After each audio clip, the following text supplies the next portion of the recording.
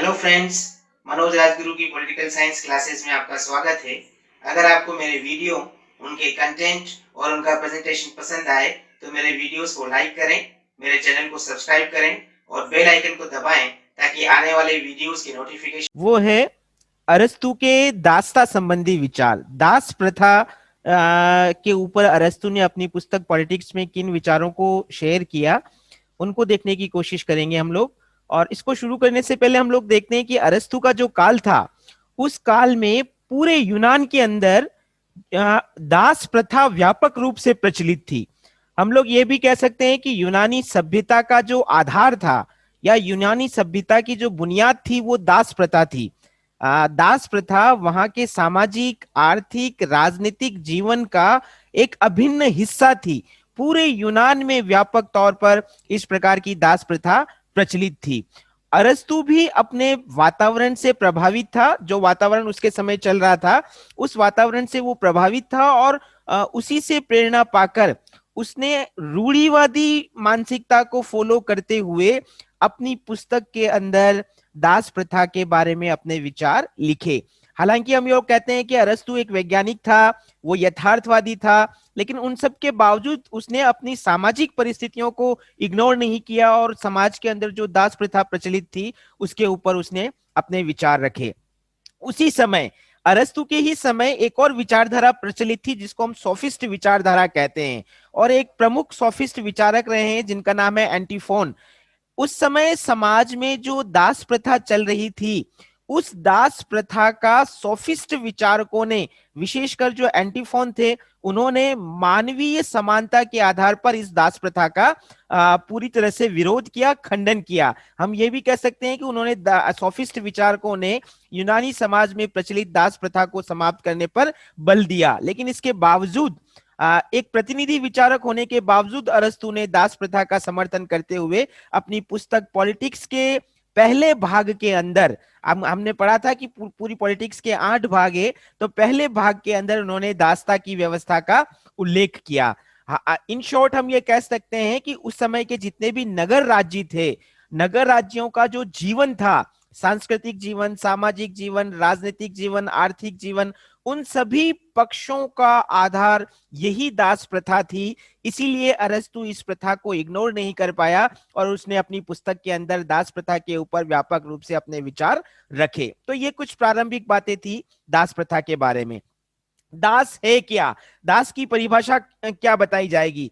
तो अरस्तु की अगर भाषा में हम कहें तो अरस्तु ने कहा था, जो व्यक्ति मनुष्य होकर भी संपत्ति की तरह है। देखो, बहुत इंपॉर्टेंट शब्द है ये। जो व्यक्ति मनुष्य होकर भी संपत्ति की तरह है, वो दूसरों का दास है। यानी कि दास को संपत्ति के रूप में परिभाषित करने का काम अरस्तु के द्वारा किया गया। जैसे संपत्ति हमेशा दूसरों के अधीन रहती है, संपत्ति का अपना कोई महत्व नहीं है। जैसे हम एग्जांपल दे, एक जमीन का टुकड़ा, अगर उसका कोई मालिक नहीं है तो उस जमीन का यूज व्यर्थ है, वो ऐसे ही पड़ी रहेगी। लेकिन जैसे ही उस संपत्ति, उस जमीन के टुकड़े पर, उस भूमि पर किसी का स्वामित्व स्थापित हो जाएगा, तो वो किसी के लिए संपत्ति बन जाएगी और उससे कुछ ना कुछ प्रॉफिट जनरेट किया जा सकता है या लाभ कमाया जा सकता है। तो संपत्ति जो है वो हमेशा दूसरों के अधीन रहकर मूल्यवान हो जाती है। उसी तरह से दास को भी एक संपत्ति के रूप में चित्रित किया है अरस्तु ने अपनी दास की परिभाषा के अंदर। अब अगली बात अगर हम कहें तो अरस्तु ये कहता है कि किसी भी समाज की जो प्रारंभिक इकाई है वो है परिवार, और परिवार को चलाने के लिए या परिवार के संचालन के लिए संपत्ति का बहुत महत्वपूर्ण योगदान रहता है। यहां हम पूरी ओवरऑल संपत्ति की बात कर रहे हैं, इसलिए इसको ध्यान से समझना कि किसी भी परिवार को अच्छी तरीके से चलाने के लिए, उसकी गतिविधियों को संचालित करने के लिए संपत्ति आवश्यक होती है। लेकिन अरस्तु क्या कहता है कि यह संपत्ति दो तरह की होती है। एक जिसको निर्जीव संपत्ति कहा जा सकता है और दूसरा जिसको सजीव संपत्ति कहा जा सकता है। संपत्ति के ये दोनों ही रूप, निर्जीव संपत्ति और सजीव संपत्ति, ये दोनों ही रूप मिलकर परिवार की गतिविधियों को संचालित करते हैं या परिवार की जितनी भी आवश्यकताएं उनको पूरा करते हैं। हम ये कह सकते हैं परिवार को आगे बढ़ाने के लिए ये संपत्ति के दोनों रूप बहुत महत्वपूर्ण भूमिका निभाते हैं। तो ये संपत्ति है क्या? जैसे अभी हमने कहा कि अरस्तु ने संपत्ति के दो रूप बताए, एक निर्जीव संपत्ति और दूसरा सजीव संपत्ति। तो निर्जीव संपत्ति के अंदर वो कहता है कि इस समाज में, इस जगत में जितनी भी भौतिक वस्तुएं हैं जिनका उपयोग किया जा सकता है, जैसे धन, जैसे सोना चांदी, अन्य आभूषण, भूमि, भवन, जितने भी जो अब भौतिक पदार्थ हैं जिनका उपयोग मनुष्य के जीवन के लिए किया जाता है, वो सब निर्जीव संपत्ति के अंतर्गत आते हैं, जिनके अंदर कोई जीव या जिसको हम कहते हैं आत्मा नहीं होती है, जड़ पदार्थ होते हैं, वो निर्जीव संपत्ति की श्रेणी के अंदर आएंगे। लेकिन संपत्ति का एक दूसरा रूप और है जिसको सजीव संपत्ति कहा जाता है, जिसमें अरस्तु कहता है पशु और दास, ये दो है जो कैटेगरियां हैं प्राणी जगत की, एक जानवर और दूसरा दास, ये दोनों सजीव संपत्ति के अंदर आते हैं। सजीव इसलिए क्योंकि इन दोनों के अंदर प्राण होते हैं, है ना। तो प्राण होने के कारण जिसको हम कहते हैं अपनी भाषा में इनके अंदर जान है, ये सांसें लेते हैं, एक समय के बाद ये इनकी सांसें समाप्त होती है, इनका अस्तित्व समाप्त हो जाता है। लेकिन जब तक ये जिंदा है तब तक इनके अंदर प्राण है, या जब तक प्राण है तब तक ये जिंदा है, इसीलिए ये सजीव संपत्ति की कैटेगरी के अंदर आते हैं। तो दो जो संपत्ति के प्रकार देखे, एक निर्जीव संपत्ति और दूसरा सजीव संपत्ति। दास किसमें आ रहा है? तो अरस्तु ये कहता है कि दास सजीव संपत्ति का एक हिस्सा है, और सजीव संपत्ति में दासों के अलावा पशु भी आते हैं। तो इन दोनों में भी कंपेयर किया है अरस्तु ने। अरस्तु क्या कहता है कि पशुओं की तुलना में दास जो हैं वो श्रेष्ठ होते हैं, दास मनुष्य होते हैं, और वो पशुओं की तुलना में श्रेष्ठ सजीव संपत्ति है। क्यों? क्योंकि पशु तो केवल जो उनकी स्वाभाविक प्रवृत्ति है उसी के अनुरूप वो आचरण करते हैं, लेकिन दास के अंदर सूक्ष्म मात्रा में विवेक पाया जाता है।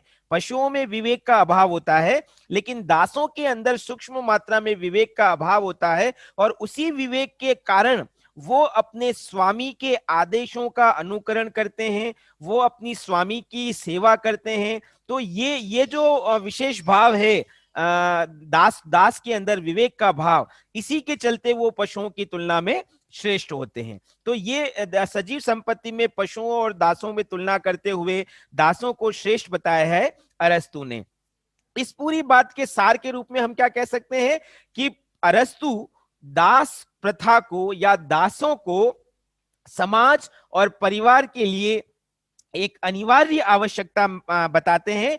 इसके बिना ना तो समाज आगे बढ़ सकता है और ना ही परिवार आगे बढ़ सकता है। तो ये दास का अर्थ और दास को किस रूप में समझा जा सकता है वो अरस्तु के विचारों में हम बता सकते हैं।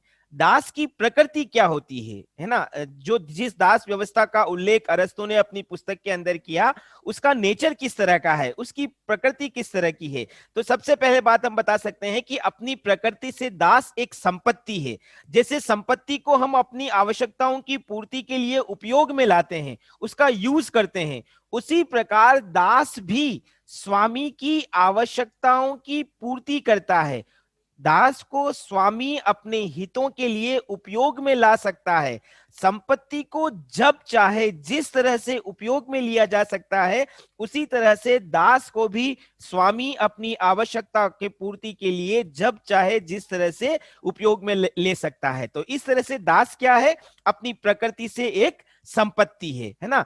दूसरी बात, जिस प्रकार से अभी थोड़ी देर पहले मैंने एग्जाम्पल दिया था, जिस प्रकार से हर संपत्ति का एक स्वामी होता है ना, संपत्ति जो है वो स्वामी के अधीन होती है, उसी तरह से दास का भी एक स्वामी होता है और दास अपने उसी स्वामी के अधीन रहकर काम करता है। दूसरी बात, तीसरी बात यहां पर हम ये कर सकते हैं कि संपत्ति का अपना कोई स्वतंत्र अस्तित्व नहीं होता। जैसे हम लोग कहते हैं, जैसे एक एग्जांपल लें, मकान का एग्जांपल लें, तो हम क्या कहते हैं, ये फला का मकान है, ये एक्स का मकान है, या जेड का मकान है, या ये एक्स का खेत है, ये वाई का खेत है, या ये फला की संपत्ति है, ये उसकी संपत्ति है।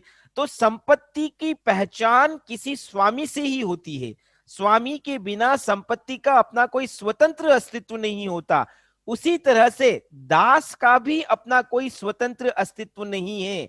दास का महत्व तभी है जब वो किसी न किसी स्वामी के अधीन रहकर उसके लिए अपनी सेवा दे प्रदान करे और उसके अधीन रहकर वो अपनी आत्मा का उत्थान करे। तो इस रूप में दास को एक ऐसी संपत्ति बताया जिसका महत्व, जिसका उपयोग केवल स्वामी के अधीन रहकर ही सिद्ध किया जा सकता है। तो ये एक महत्वपूर्ण बात जो दास की प्रकृति को लेकर बताई जा सकती है।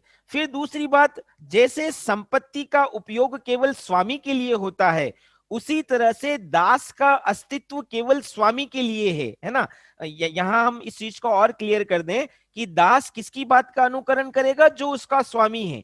अन्य किसी का भी अनुकरण उसे नहीं करना है, अन्य किसी की भी सेवा उसे नहीं करनी है, वो केवल अपने स्वामी के प्रति प्रतिबद्ध रहेगा। जैसे संपत्ति का उपयोग संपत्ति पर जिसका नियंत्रण होता है उसी के लिए होता है, उसी तरह से स्वामी का के लिए ही दास अपनी सारी सेवाओं को अर्पित करेगा। हम कह सकते हैं कि दास का अस्तित्व केवल स्वामी के लिए है। हाँ, इससे पृथक अगर हम खाली स्वामी की बात करें तो जैसे अभी हमने कहा, एक दास का महत्व तभी है जब उसका स्वामी है, क्योंकि दास एक संपत्ति है और संपत्ति का महत्व तभी तक होता है जब उसका कोई स्वामी होता है। लेकिन संपत्ति के बिना भी एक व्यक्ति का महत्व होता है, स्वामी का महत्व होता है।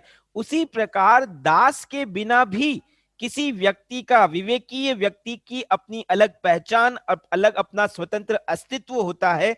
अगर उसके पास दास नहीं है, इसका मतलब ये नहीं कि वो महत्वहीन हो गया।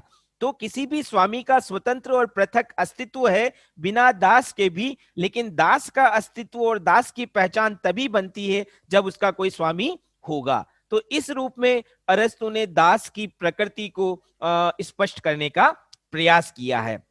हम लोग यहाँ पर यह भी कह सकते हैं कि अरस्तु ने इस पूरी प्रकृति को निर्धारित करने के लिए कुछ बातें कही हैं। जैसे स्वामी ना केवल दास का स्वामी होता है बल्कि उसकी स्वतंत्र पहचान होती है। सपोज करो आज कोई व्यक्ति मेरा गुलाम है ना, तो मुझे क्या कहा जाएगा कि मैं उस गुलाम का या उस दास का एक स्वामी हूं, तो मेरी एक पहचान उस दास से है।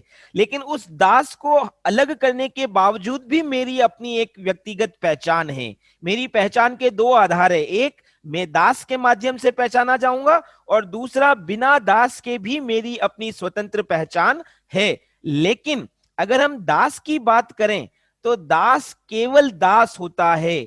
मतलब कि फला व्यक्ति, जैसे हम एग्जांपल ले, ए बी का दास है ना। अगर बी नहीं है तो उस ए का कोई महत्व नहीं है। तो दास की पहचान किससे है?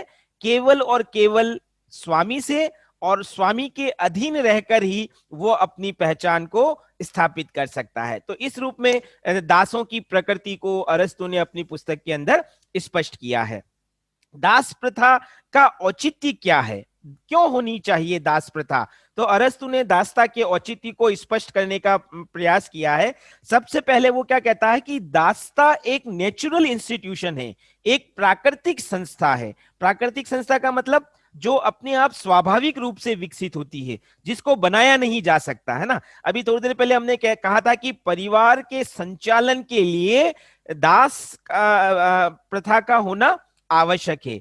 परिवार की परिभाषा क्या है कि रक्त संबंधों के आधार पर निर्मित एक ऐसी संस्था जो रक्त संबंधियों के बीच में एकता स्थापित करती है, उनकी आवश्यकताओं की पूर्ति करती है। तो ये जो परिवार है वो किसी ने बनाया नहीं, वो स्वाभाविक रूप से विकसित हुआ है।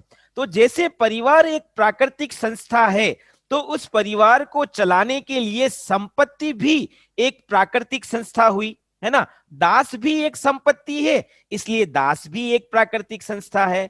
तो परिवार के साथ साम्यता स्थापित करते हुए अरस्तु क्या कहता है कि जैसे परिवार एक प्राकृतिक संस्था है, एक स्वाभाविक संस्था है, परिवार को बनाया नहीं जाता, वो अपने आप विकसित होता है, उसी प्रकार दास को भी निर्मित नहीं किया जाता, बल्कि दास अपने आप स्वाभाविक रूप से विकसित होता है। तो परिवार की तरह दास भी एक प्राकृतिक संस्था है। ये पहला तर्क दिया दासता कैसे प्राकृतिक है उस रूप में।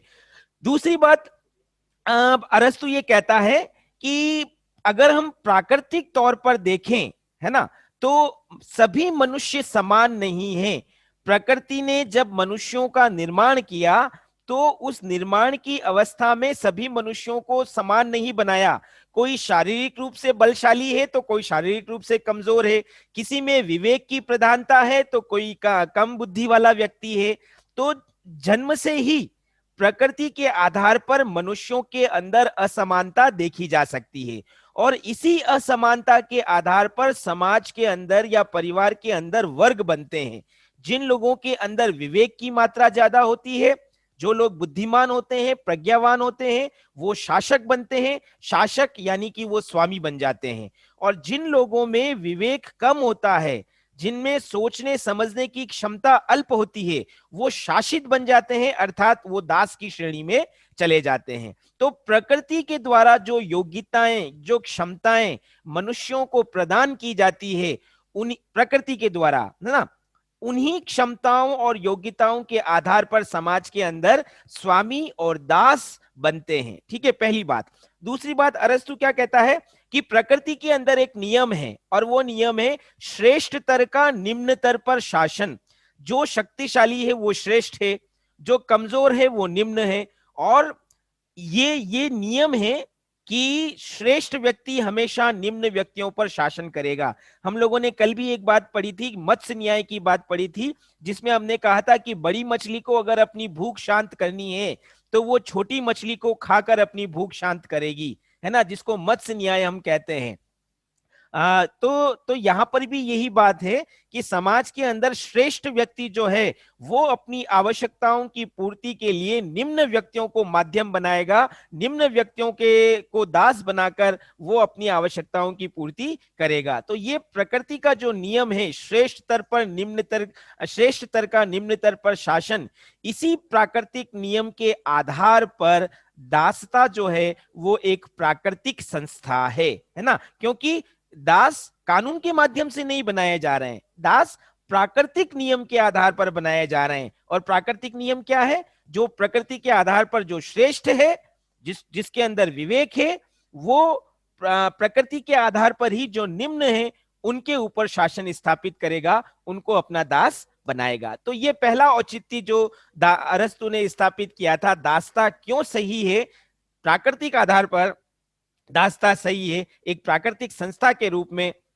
दासता के औचित्य को सिद्ध किया जा सकता है। इसी तरह से अरस्तु ये भी कहता है कि नैतिक दृष्टि से भी दासता उपयोगी है ना।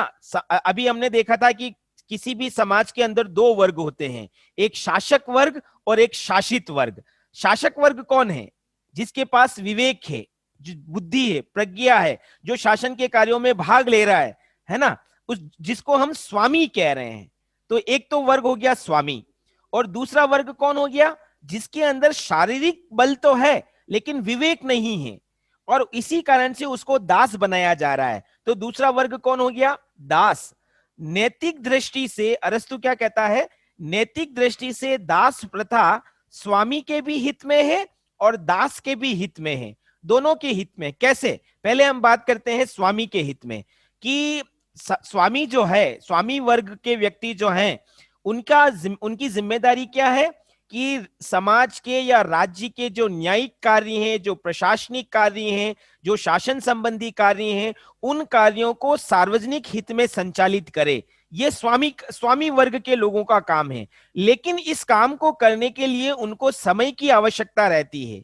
सपोज करो मेरे अंदर विवेक की मात्रा है और मुझे शासन का काम करना है, लेकिन अगर मैं अपना दिन भर का समय घर गृहस्थी के काम में व्यतीत कर दूं तो मुझे शासन के और सार्वजनिक हित के काम करने का समय नहीं मिल पाएगा। लेकिन अगर मेरी घर गृहस्थी के, मेरी दैनिक आवश्यकताओं के कार्य अगर मेरा दास पूरा कर रहा है तो मुझे पर्याप्त समय मिल जाएगा कि मैं अपने समय का प्रयोग शासन के काम में या राज्य के काम में या सार्वजनिक हित के कामों में दे पाऊं। तो स्वामी के लिए भी ये जरूरी है कि अगर उसके अधीन दास है तो वो दास उसको उसके दैनिक जीवन की आवश्यकताओं के कार्य पूरा करके उसको चिंता से मुक्त कर सकता है, उसकी आवश्यकताओं को पूरा कर सकता है, और उसी के परिणाम स्वरूप स्वामी जो है वो अपना पूरा ध्यान राज्य कार्यों के ऊपर केंद्रित कर सकता है। तो एक स्वामी की दृष्टि से भी ये जरूरी है कि उसके अधीन दास हो। तो ये पहला पक्ष नैतिक दृष्टि से एक स्वामी के लिए क्या उपयोगी है कि उसके अधीन दास हो, ताकि वो अपनी सारी क्षमताओं का, अपनी सारी योग्यताओं का प्रयोग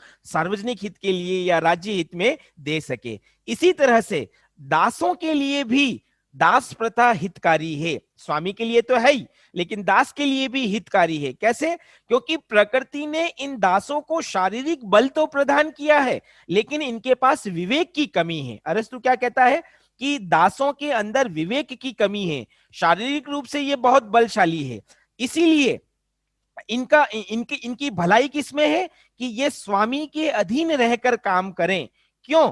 क्योंकि अगर ये स्वामी के अधीन रहेंगे तो समय समय पर स्वामी वर्ग के लोग इन दासों को दिशा निर्देश प्रदान करेंगे कि देखो तुम ऐसा करो, तुम वैसा करो, और स्वामी के जो जीवनचर्या है उन जीवनचर्याओं का अनुकरण इन दासों के द्वारा किया जाएगा। जैसे अभी मैंने थोड़ी देर पहले कहा था कि स्वामी वर्ग के लोग वो हैं जिनमें विवेक की मात्रा ज्यादा है, लेकिन एक सूक्ष्म मात्रा में विवेक इन दासों में भी पाया जाता है।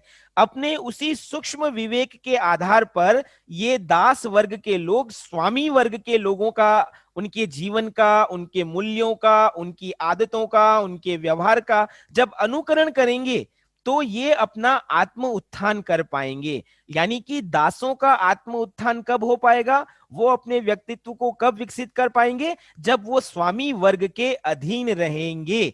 तो इसीलिए दास के लिए भी उपयोगी क्या है कि वो स्वामी के अधीन रहे। अरस्तु इस पूरी प्रक्रिया की तुलना एक अबोध बालक से करता है। जैसे एक बच्चा होता है, जब बच्चा जन्म लेता है तो उसके अंदर सोचने समझने की क्षमता पर्याप्त नहीं होती है। उसके अभिभावक या उसके आसपास का पर्यावरण उसे नसीहत देता है, सीख देता है, प्रेरित करता है कि उसे किस प्रकार का समाज सम्मत आचरण करना चाहिए ताकि वो अपना जीवन सुचारू रूप से चला सके। तो जैसे एक बच्चा अपने परिवेश से सीखता है, उसी प्रकार से दास भी स्वामी के अधीन में जो परिवेश उसे प्राप्त हो रहा है उसी परिवेश में वो अपना विकास कर पाएगा। तो दासों के लिए भी ये जो व्यवस्था है वो उपयोगी है। इन शॉर्ट हम क्या कह सकते हैं कि अरस्तु ने दास प्रथा के औचित्य में नैतिक आधार को महत्वपूर्ण माना और ये बताया कि दास और स्वामी दोनों एक दूसरे के पूरक हैं, दोनों एक दूसरे के साथ रहकर ही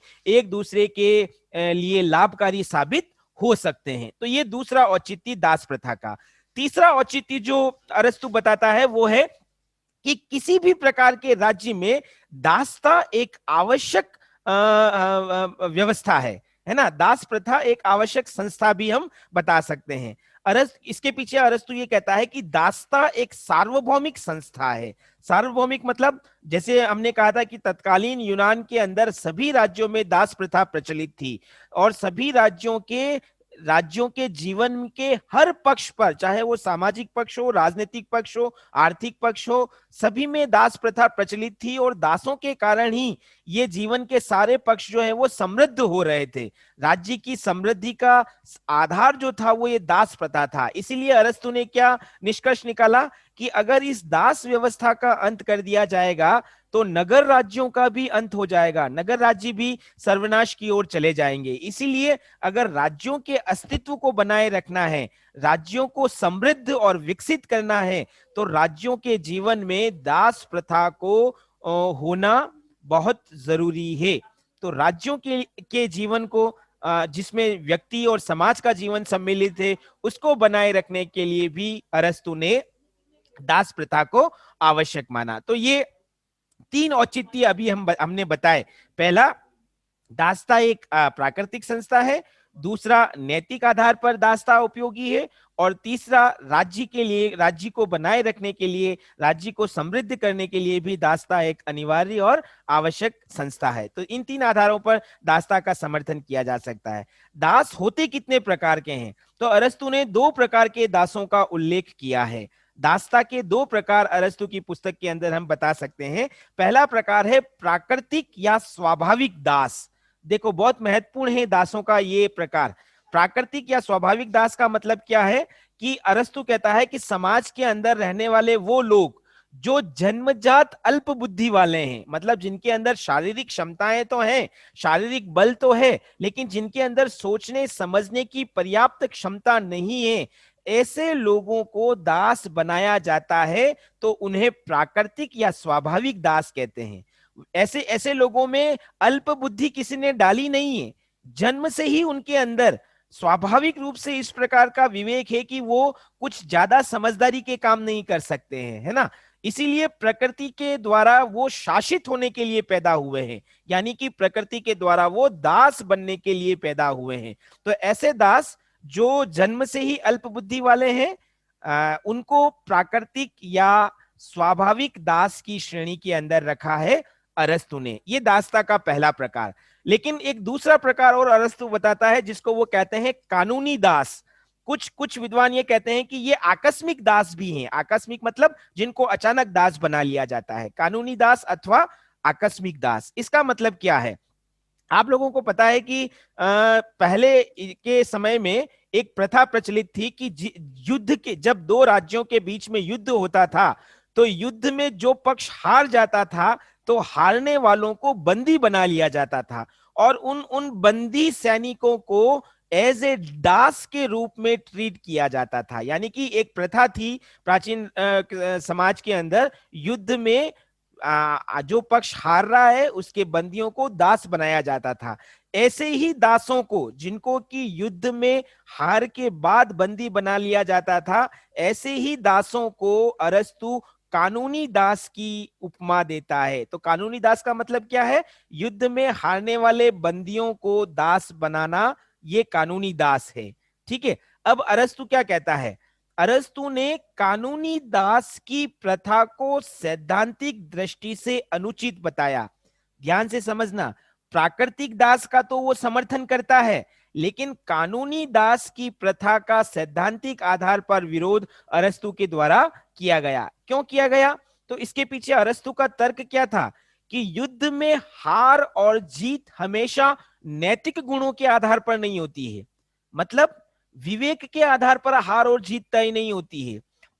यहां इसीलिए ये इस बात की भी संभावना रहती है कि अगर युद्ध में कोई सैनिक हार गए, इसका मतलब ये नहीं है कि उसका चरित्र, उसके अंदर नैतिकता है ही नहीं। हारे हुए बंदियों में भी उच्च स्तर की नैतिकता होती है, पाई जाती है। इसीलिए ऐसे लोगों को अगर दास बना लिया जाता है तो ये उनके विवेक का अपमान है, ये उनके कौशल का अपमान है। इसीलिए वो कानूनी आधार पर बनाए जाने वाली दास प्रथा का सैद्धांतिक दृष्टि से विरोध करता है। खैर, फिर भी हम सार रूप में क्या बात बता सकते हैं कि अरस्तु दो प्रकार के दासों की चर्चा करता है, एक प्राकृतिक दास और दूसरा कानूनी दास। कानूनी दास जो युद्ध में हारे गए बंदियों से बनाए जाते हैं, और प्राकृतिक दास जो जन्मजात अल्प बुद्धि वाले होते हैं, जिनमें शारीरिक क्षमता अच्छी होती है और उसी कारण वो समाज की सेवा या व्यक्ति की सेवा करने में सक्षम होते हैं। तो दो प्रकार के दासों का उल्लेख अरस्तु के द्वारा किया गया है। इन दासों के प्रति स्वामी का व्यवहार कैसा होना चाहिए? देखो, बहुत महत्वपूर्ण है ये चीज कि अरस्तु ने ये अरस्तु की दास प्रथा की एक खासियत है कि जिनको भी दास बनाया जाएगा उनके प्रति स्वामी का व्यवहार कैसा होगा, वो इसके बारे में भी कुछ उचित दिशा निर्देश प्रदान करते हैं, है ना। जैसे हम लोग कह सकते हैं कि अरस्तु ने नैतिक आधार पर दास प्रथा का समर्थन किया। अभी आप लोगों ने देखा था, नैतिक आधार पर दास प्रथा स्वामी के लिए भी लाभदायक है और दास के लिए भी लाभदायक है। इसीलिए इस नैतिक व्यवस्था को उचित रूप से संचालित करने के लिए स्वामी वर्ग के लोगों को कुछ निर्देशों का पालन करना चाहिए, कुछ आवश्यक बातों को ध्यान में रखना चाहिए और उसी के अनुरूप दासों के प्रति अपना व्यवहार निर्धारित करना चाहिए। तो वो कौन कौन से निर्देश प्रदान करता है अरस्तु? सबसे पहली बात वो कहता है कि स्वामी वर्ग के लोगों को केवल प्राकृतिक रूप से दास बनाने चाहिए। यानी कि जिन लोगों में प्राकृतिक रूप से विवेक की क्षमता नहीं है या जो अल्प बुद्धि वाले हैं, जिनमें शारीरिक क्षमता तो है लेकिन सोचने, समझने और निर्णय लेने का ज्ञान नहीं है, ऐसे लोगों को दास बनाना चाहिए। कानूनी दासता को स्वीकार नहीं करना चाहिए। किसको? स्वामी वर्ग के लोगों को कानूनी दासता को अस्वीकार करना चाहिए, केवल प्राकृतिक दासता को ही स्वीकार करना चाहिए, कानूनी दासता को नहीं। तो ये पहला निर्देश जो अरस्तु प्रदान करता है। दूसरा निर्देश क्या दिया गया है कि दास प्रथा वंशानुगत नहीं है। देखो ये एक बहुत महत्वपूर्ण दिशा निर्देश है कि दास का बेटा दास होगा ऐसा नहीं है। दास किसको बनाया जाएगा? जिस व्यक्ति के अंदर सोचने समझने की क्षमता नहीं है, विवेक और प्रज्ञा नहीं है, उसको दास बनाया जाएगा। यानी कि दासता का आधार गुण है, वंश नहीं है, जन्म नहीं है। इसीलिए अरस्तु ये दिशा निर्देश देता है कि अगर कोई व्यक्ति दास है तो उसके पुत्र को या उसके आगे के परिवार के व्यक्तियों को, जो अगली जनरेशन अगली पीढ़ी आ रही है, उनको दास ही बनाया जाए, ये जरूरी नहीं है। तो ये देखना भी स्वामी वर्ग का काम है कि वो दास के पुत्रों को या पुत्रियों को किस रूप में देखता है और उन्हें क्या दर्जा प्रदान करता है।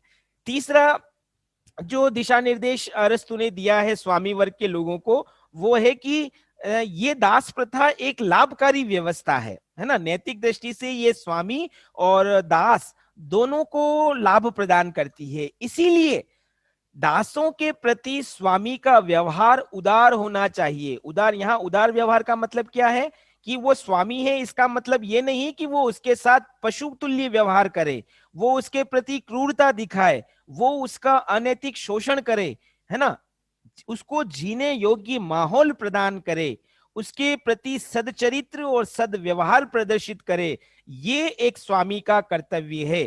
तो इस रूप में प्लेटो, अरस्तु क्या कहता है कि स्वामी को उदारवादी रहते हुए उदार चरित्र, उदार व्यवहार के साथ अपने दास के साथ संपर्क स्थापित करना चाहिए। अगला दिशा निर्देश क्या देता है कि हर स्वामी को, है ना, ये देखो एक और महत्वपूर्ण बात है यहां पर, हर स्वामी को अपने दास को ये आश्वासन देना चाहिए कि यदि वो अपने जीवन को उच्च चरित्र वाला बना लेगा, यदि वो अपने विवेक को विकसित कर लेगा, तो कालांतर में उसे दासत्व से मुक्ति प्रदान कर दी जाएगी। और ऐसा व्यवहार में किया भी जाना चाहिए। मतलब कोई व्यक्ति परमानेंट दास नहीं रहेगा। जैसे अभी थोड़ी देर पहले हमने कहा था कि दास स्वामी के का अनुकरण करके अपना आत्मोत्थान कर सकता है। तो अगर कोई दास इस प्रकार का व्यवहार करता है तो स्वामी को अपने दास को यह आश्वासन देना चाहिए कि एक समय पर अगर तुम, मेरी नजर में तुम्हारा व्यक्तित्व सुधर गया तो मैं तुम्हें दासत्व से मुक्ति प्रदान करूंगा, और व्यवहार में ऐसा कार्य होना भी चाहिए। तो ये एक और दिशा निर्देश जो दास प्रथा के बारे में अरस्तु ने स्वामी वर्ग के लोगों को प्रदान किया। अगली बात क्या कही गई कि स्वामी वर्ग के लोगों में अहम या अभिमान ना आ जाए, और उस अभिमान के आधार पर यदि वो दासों के प्रति घृणित, क्रूरतापूर्वक, पशुतुल्य व्यवहार करे तो ऐसे स्वामी वर्ग के लोगों को कानूनन दंडित किया जाना चाहिए। क्यों?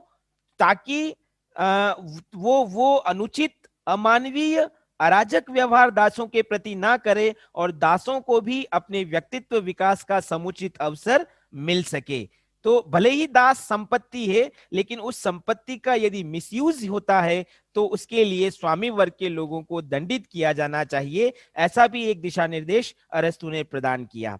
और एक आखिरी बात जो देखिए जिस पर विवाद हुआ था बाद में, अरस्तु ये कहता है कि दास बनाने चाहिए, है ना, प्राकृतिक दास भी होने चाहिए, और कई बार परिस्थितियों वश कानूनी दास भी बनाए जाते हैं।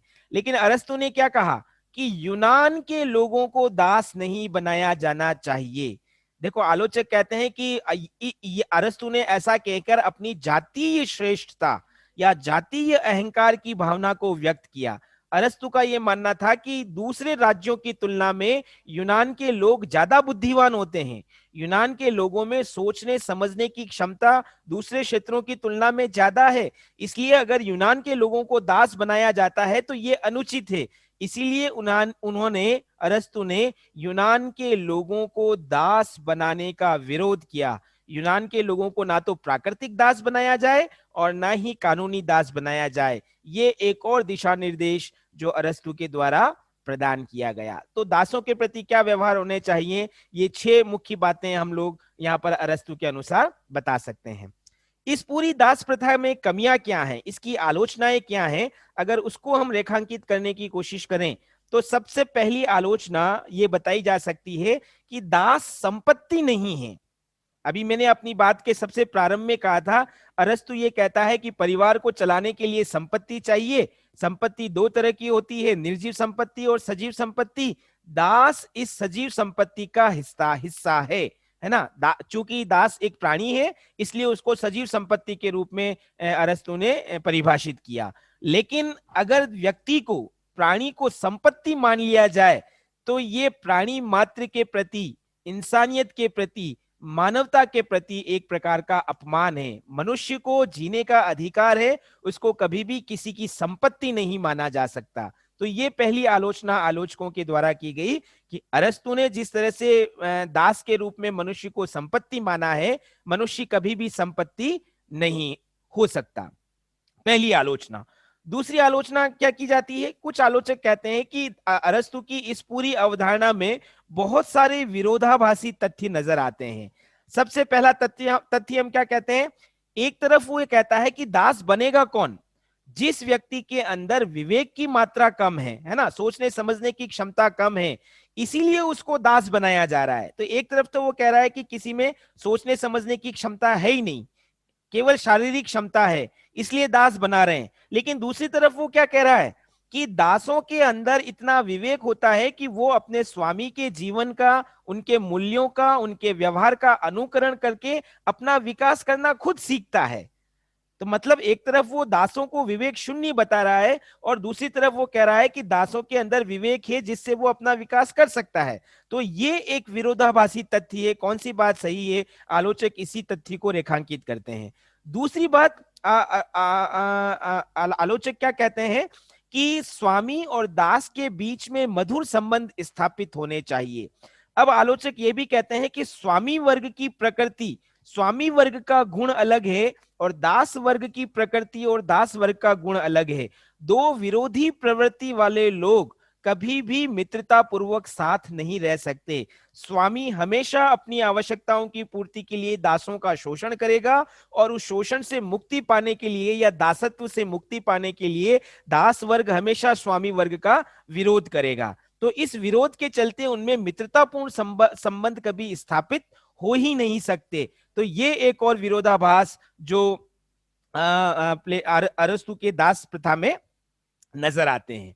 कुछ आलोचक क्या कहते हैं कि अरस्तु ने अपनी दास प्रथा के अंदर ये इस बात पे बल दिया कि दास को, हर दास को अपने पूरे जीवन को, अपने पूरे व्यक्तित्व को स्वामी के अधीन विलीन कर देना चाहिए। ठीक है, एक बात वो ये कह रहा है। लेकिन दूसरी तरफ हम लोग क्या देखते हैं कि हर व्यक्ति की अपनी स्वतंत्र इच्छाएं होती हैं, उसकी अपनी स्वतंत्र अभिलाषाएं हैं, उसकी अपनी स्वतंत्र महत्वाकांक्षाएं हैं, और अपनी सीमित क्षमताओं के आधार पर हर व्यक्ति अपनी उन इच्छाओं को, उन अभिलाषाओं को, उन महत्वाकांक्षाओं को पूरी करने का प्रयास करता है। ऐसी स्थिति में वो किसी की भी अधीनता स्वीकार नहीं करेगा। तो ये जब इस प्रकार की स्थिति उत्पन्न होगी, तो किस प्रकार से दास व्यवस्था गतिशील बनेगी, इस बात की हम कल्पना नहीं कर सकते। तो ये एक और विरोधाभासी तथ्य जो अरस्तु के इस विचार में हमें नजर आता है।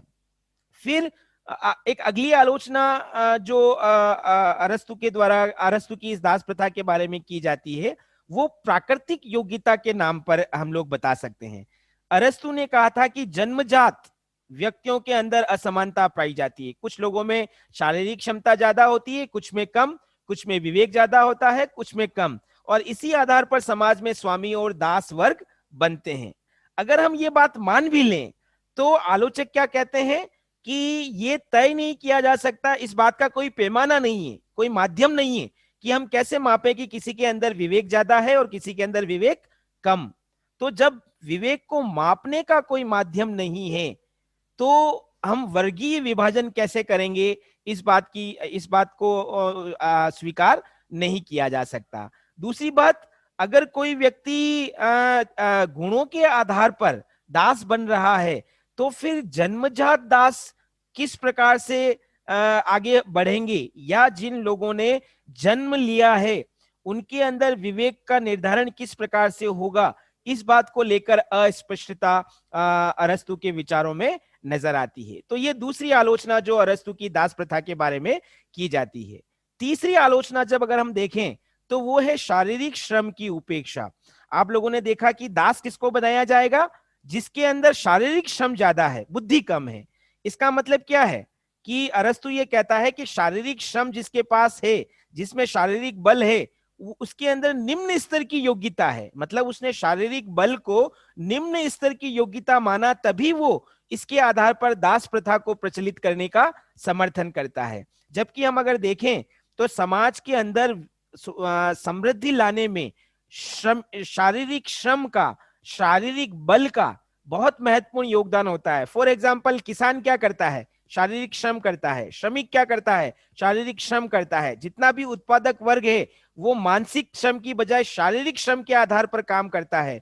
तो किसी भी राज्य में समृद्धि का आधार शारीरिक श्रम होता है। मानसिक श्रम भी होता है, लेकिन शारीरिक श्रम की उपेक्षा नहीं कर सकते। लेकिन अरस्तु ने अपने दास प्रथा के अंदर इसी शारीरिक श्रम की उपेक्षा की है। इसीलिए एक विद्वान हुए हैं मैक्लेवन। मैक्लेवन ने क्या कहा है कि अरस्तु ने शारीरिक श्रम की उपेक्षा करके श्रम की अवधारणा को दंडित किया है। तो ये एक और आलोचना जो अरस्तु के इस दास प्रथा के बारे में की जाती है। कुछ आलोचक ये भी कहते हैं कि अरस्तु के दास प्रथा के अंदर जातीय अहंकार नजर आता है। आप लोगों ने अभी देखा कि अरस्तु ने जो दिशा निर्देश प्रदान किए उसमें क्या कहा था कि यूनानी लोगों को दास नहीं बनाया जाना चाहिए। क्यों नहीं बनाया जाना चाहिए? क्योंकि विश्व के अन्य लोगों की तुलना में यूनान के लोगों में ज्यादा विवेक होता है, उनमें सोचने समझने की क्षमता और सामर्थ्य ज्यादा है। इसका मतलब क्या है? ये जातीय श्रेष्ठता का भाव है। अरस्तु खुद एक यूनानी था, तो इसीलिए वो यूनानी लोगों को दूसरों की तुलना में श्रेष्ठ बता रहा है और दूसरे लोगों के विवेक, उनकी क्षमता, उनके सामर्थ्य का इग्नोर कर रहा है या उनकी उपेक्षा करता है। तो इसीलिए ये पूर्वाग्रह से ग्रसित विचार है। आलोचक क्या कहते हैं कि जातीय अहंकार के तहत अरस्तु ने दास प्रथा में पूर्वाग्रह को भी प्राथमिकता दी। जबकि वो एक वैज्ञानिक विचारक था, तो उससे ये अपेक्षा की जाती है कि वो पूर्वाग्रह और रूढ़िवादिता को इग्नोर करके यथार्थवादी बात करेगा। लेकिन ऐसा कोई विचार अरस्तु के इस दास प्रथा में नजर नहीं आता है। कुछ आलोचक ये भी कहते हैं कि अरस्तु के दास प्रथा में मानवीय मूल्यों की उपेक्षा की गई है। मानवीय मूल्य कौन कौन से? जैसे हर व्यक्ति अपना विकास करना चाहता है अपनी इच्छा के अनुसार, वो अपने व्यक्तित्व को विकसित करना चाहता है, और व्यक्तित्व को विकसित करने के लिए व्यक्ति को स्वतंत्रता भी चाहिए, समानता भी चाहिए, अधिकार भी चाहिए, न्याय भी चाहिए। ये सब मानवीय मूल्य है जिनको हम लोकतांत्रिक मूल्य भी समझ सकते हैं। लेकिन दासों के पास न तो स्वतंत्रता है, दासों को न तो समानता प्रदान की गई है, न उनको अधिकार प्रदान किए गए हैं। तो इस रूप में क्या आलोचक कहते हैं कि मानवीय या लोकतांत्रिक मूल्यों को पूरी तरह से उपेक्षित रखा है अरस्तु ने अपनी इस दास प्रथा के विचार के अंदर। एक प्रकार से लोगों को असमान माना है अरस्तु ने जन्मजात। तो वो असमानता का विचार भी अरस्तु की एक बहुत बड़ी भूल है। एक आखिरी आलोचना जो आलोचक करते हैं कि अरस्तु के दास्ता का विचार आधुनिक युग के अनुकूल नहीं है, आधुनिक समय के प्रतिकूल ये विचार है।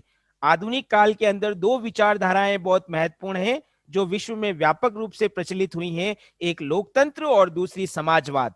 और इन दोनों ही विचारधाराओं के अंदर हर व्यक्ति को उसकी गरिमा को, उसके सम्मान को, उसके विवेक को महत्व दिया जाता है। लेकिन अरस्तु के इस दास प्रथा में आधुनिक कालीन इन दोनों विचारधाराओं के महत्व को इग्नोर करते हुए, उनकी उपेक्षा करते हुए, नजरअंदाज करते हुए मनुष्य को दासत्व की श्रेणी में रखा गया है, पहली बात।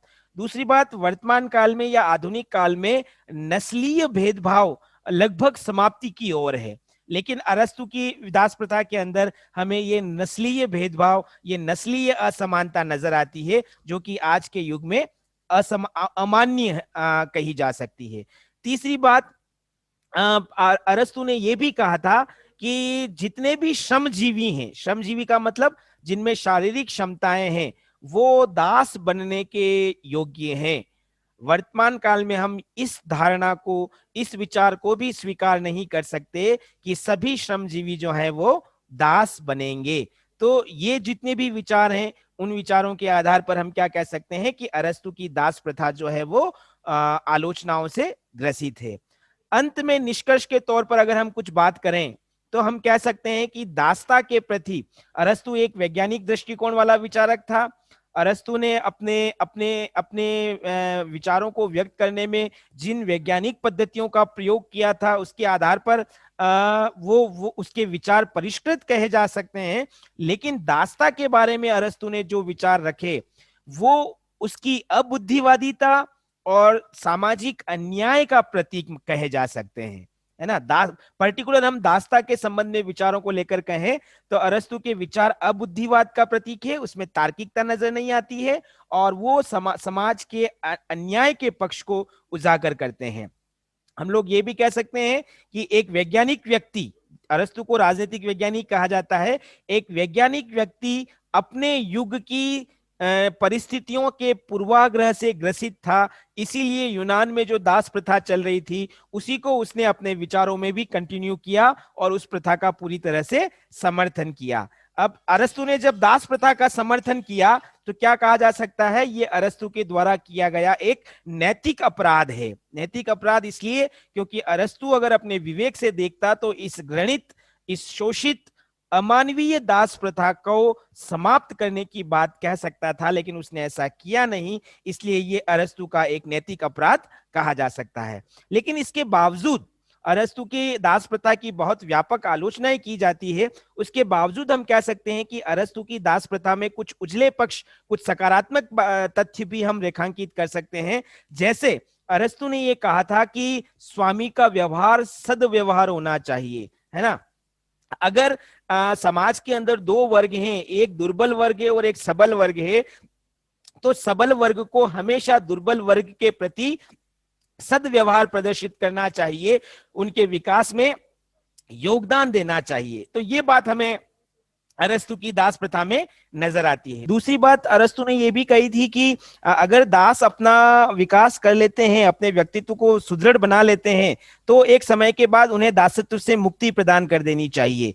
तो जो आजीवन दासता का कॉन्सेप्ट उस समय प्रचलित था, उस कॉन्सेप्ट को भी समाप्त करने की बात अरस्तु के इस विचार में हमें नजर आती है, जो कहीं ना कहीं उसकी सकारात्मक सोच को दर्शाता है। फिर हम ये भी कह सकते हैं कि युद्ध में जो बंदी बनाए जाते हैं, जिनको दासों की श्रेणी में रख दिया जाता है, जिसको अरस्तु कानूनी दास कहता है, अरस्तु ने कानूनी दास की अवधारणा को भी अस्वीकार किया है। तो ये जो कानूनी दासता की अवधारणा को अस्वीकार करने का उसका विचार था, इससे भी नैतिक आधार पर हमें यह सीख मिलती है कि युद्ध में पराजित होने वाले पक्ष के प्रति विजेता पक्ष को हमेशा उदार रवैया अपनाना चाहिए, क्योंकि युद्ध तो एक सतत चलने वाली प्रक्रिया है, वर्तमान में भी युद्ध होते हैं। तो ऐसी स्थिति में अगर विजित पक्ष के युद्ध बंदियों को विजेता पक्ष के द्वारा छोड़ दिया जाए, उनके साथ मानवीय व्यवहार किया जाए, तो ये मानवता के लिए उचित है। इसी प्रकार का संदेश हमें अरस्तु के दास्ता संबंधी विचारों में नजर आता है। हम लोग ये भी कह सकते हैं कि अरस्तु के दास्ता के संबंधी विचार जो थे वो अनुदारवादी थे, वो रूढ़िवादी थे, तत्कालीन समाज और उसकी परिस्थितियों से प्रेरित थे। लेकिन उसके बावजूद अरस्तु ने दासों के प्रति जो क्रूरता, जो पशुतुल्य व्यवहार किया जाता है, उसको सीमित करने की बात अपने दास प्रथा के संबंध में कही। तो हम क्या कह सकते हैं अंत में कि अरस्तु की दास्ता का विचार यद्यपि स्वीकार योग्य नहीं है, लेकिन उसके कुछ सकारात्मक पक्षों को हम मानवीय जीवन में उतार कर अरस्तु के विचारों के उन पक्षों को सार्थकता प्रदान कर सकते हैं। ये हमारा अरस्तु का दास्ता का विचार यहाँ पर समाप्त होता है।